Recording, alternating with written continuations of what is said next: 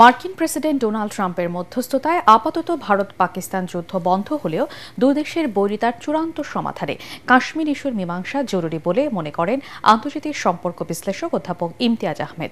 টেলিফোনে এটিএন বাংলাকে দেয়া প্রতিক্রিয়ায় এসব কথা বলেন তিনি।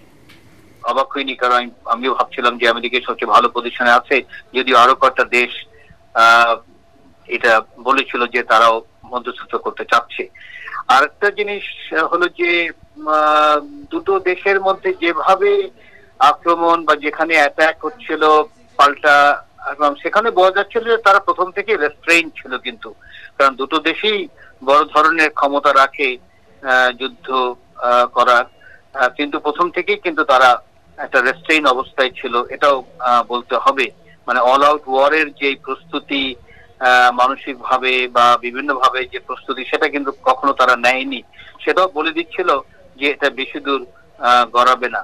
আর একটা পয়েন্ট আমি করি খুবই ইম্পর্টেন্ট, সেটা হলো যে এই অল্প দিনেই যেই পরিমাণে ক্ষতি হয়েছে তাদের অর্থনীতিতে, সেটাই তো বিশাল, মানে বড় আকারে। কারণ বর্তমান বিশ্বে যুদ্ধ করাটা কিন্তু প্রচন্ড ব্যয়বহুল একটা বিষয় মনে রাখতে হবে, কারণ আমরা একটা বিশ্বায়নের কাঠামোর মধ্যে আছি।